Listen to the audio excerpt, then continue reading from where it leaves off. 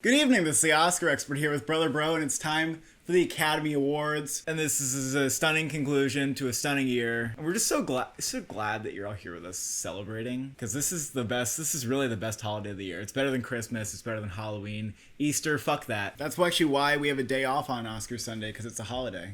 8 of the winners are already there. Because they're presenting them off air an hour early, they wanted to tweet out the winners so that they avoid the embarrassment of a leak. And we're just gonna read them now. It's maybe a little less exciting, but that's the Oscars' fault, not my fault. Wait. Oh my god. What? It's here. Go. I'm going to go. Best makeup. The Eyes of Tammy Faye. Yep, it's Tammy Faye. Okay. It's Tammy Faye. That's pretty easy. And then I think this one, best production design, was Dune! It was Dune! We actually predicted Nightmare Alley. You predicted Nightmare Alley. I stuck to Dune because I said... Dune swept production design. And I thought Nightmare Alley, they were going to turn it around and give that an award somewhere. I just lost $20. Clap for me. Editing is Dune. It's the sound. You can't bet against it. Dune has production design and editing, okay? If it wins cinematography, it is on track to win 6 goddamn Oscars. Because we were thinking, what are the categories Dune could lose? It didn't lose editing. It didn't lose production design. Those are the ones that I thought, most vulnerable. As bumpy as editing was, as bumpy as it was, Dune's gonna win a bunch of fucking Oscars. They couldn't help but to go with the movie that was just the most technical, the most sounding. And that's an Oscar for Joe Walker, who's been doing fantastic work on films such as Arrival, Blade Runner 2049. I mean, Widows. Original score, Dune. An award that everybody kind of thought was going to Dune. Short film, The Long Goodbye. That was predicted to win, and it did The Long Goodbye. Riz Ahmed, the Riz Ahmed factor, and Riz Ahmed has an Oscar now. And then probably another short film, The Windshield Wiper. Oh shit! They said Robin is a film for my 5-year-old, and The Windshield Wiper is an adult film for me. That's what they said. The Queen of Basketball. So that was pretty obvious. That's a good one too. Best sound, Dune. Oh yeah. Best sound, Dune. Okay, Dune has Dune has 5 Oscars now. That's 5. Yeah, it needs cinematography, which is a on air a live thing. Oh, Kaluuya. It's supporting actors. Here comes DeBose. Here she comes DeBose. Okay. Yep. All right. Yep. It was clear that she was sleeping when you see the movie. It's like, yep. It's a deserved Oscar. It's a great win. All right, cinematography. All right.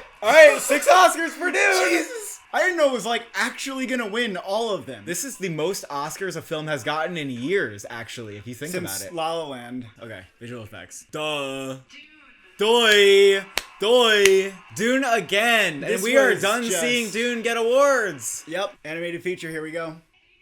Encanto! Yeah! Woo! That makes sense. The movie had a score nomination, a sound nomination. It's a fun movie. It's a really fun one. I would have probably liked Flea or Mitchell's, but my hopes weren't up for those, so. Yeah, I really liked Encanto, so I don't care. But if I don't get to freak out during this ceremony at least once, if Coda wins, will you freak out? I mean, I'm predicting it. It's kind of predictable, right? I mean, I would do something, because I think it's still kind of crazy, but supporting actor Troy Kotsur has this so in the bag. It's so in the bag. Troy Kotsur! Oh! Troy Kotsur! Yes! Oh my god, I'm so happy for him. It's a great win. It was the best in the category, and everybody knows it. I'm so glad that he, cleaned up the season. And this is one of the most obvious that you could possibly imagine. It's gonna be Drive My Car. Okay. Drive My Car. Okay. International feature, of course. Nominated for 3 other awards in major categories, so that was a no-brainer. We haven't gotten a year yet, where 2 international films are in the Best Picture category. I think we will see that in our lifetime. Not if I die soon. Well, praise be that you don't. It's costumes. Oh. Cruella. It's Cruella. Okay. I think Cruella definitely has the best costumes. The costume work was ridiculous. Original screenplay is weird. I don't think it's going to be detrimental to the Best Picture race, but we predicted Belfast, and we're not sure if it's going to win. It could be, don't look up, it could be Licorice Pizza. If it's Worst Person in the World, holy fuck. I feel like it's probably going to be Belfast. It's going to be a little boring.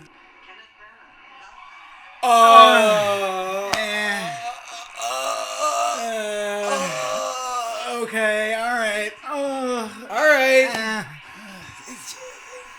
Sort of plain. Well, what it shows is that Belfast is number 3. kind of. Yeah. Right? In a way. Yeah. It affirms that Belfast is number 3 to win Best Picture. They could have made me scream if PTA or a worse person won. I mean, it would have been great, but unfortunately, like, Belfast's okay winner. I don't hate that Kenneth Branagh got like an Oscar for it. I guess he's been nominated a lot or whatever, but it's just eh. And it was like his movie. I kind of get it. Original screenplay sort of disappointingly predictable because I kind of wanted to have a freak out. All right, adapted screenplay, Best Picture right here.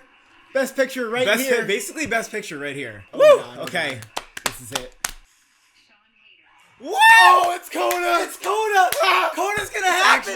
It's actually happening! Oh my lord! It actually happened! Oh my god! Coda has practically won Best Picture. Hasn't it? Power of the Dog can only win director. That BAFTA screenplay win. That BAFTA screenplay win. The SAG win. The WGA win. The PGA. You can't deny that Coda is a nice movie. It's a nice movie for everybody to enjoy. I don't know, man. I don't think these are great screenplay winners. All right, documentary. It gotta be Summer of Soul. Summer of Soul, yes! Documentary. The deserved winner. Very happy about this. Documentary of the year. But also obvious that was gonna win. Alright, so No Time to Die, predicted winner. Billie Eilish. Another predictable award. Yep, and that's 3 for Bond movies. They're really They 3 just out of 3 keep in the winning. last? Yeah, 3 for 3. Dang. This has gotta be directing. Gotta be director. Jane Campion. Yep. Jane Campion. Yep. There we go. This is Sweeping. great. She should have won. It's a great win. I mean, Power of the Dog has got to go home with something. Like, it makes sense that this gets director, and that's like a really good prize to win. Yeah. So, at least something's going to Power of the Dog. Or Best actually, actor. well, I mean, this isn't really suspenseful. Will Oh, Smith. there it is. It's a really good win. I'm I happy. like the I'm win. very happy with it. When I saw that, I said, hell, give him the Oscar. He deserves it. He can have it. That was an easy movie to watch and be like, that's gonna win the Oscar for Best Actor. Yep. Best Actress is actually the nail-biter of the night for me. It could be Penelope Cruz, like, no joke. There's been enough people saying that, like, this is where Academy voters are, like, going towards. But Chastain's, like, the on-paper winner, SAG, Critics' Choice, all that. I feel like it's just gonna be Jessica Chastain at this point. Oh, shit! She still gets it! Jessica Chastain! Still gets it! Damn! What a diversion! A red herring! Oh my god. It's a red herring! It's a red herring, as they call it! Wow! This is so fucking predictable! Oh my god! Jesus! Oh my god! The Oscars have never been this predictable! See? She was it the whole time. Even though she had the last minute threat, she was always it. The most bait performance. Sings and cries, and the whole movie's an Oscar clip. I'm glad I, like, stuck with it. A lot of people abandoned Chastain. Yeah, But I thought, that's like, true. look, I never had a hunch about Penelope Yeah. Cruz, so I can't just abandon that because of the ballots. No one will trust anonymous ballots anymore. I'm glad she has an Oscar. I'm really glad that Chastain has an Oscar for that film. Here we go. This Gonna is soak ending in the this entire moment. year. Then begins next year, and hopefully we'll see Everything Everywhere All at Once on the screen next year. Yeah.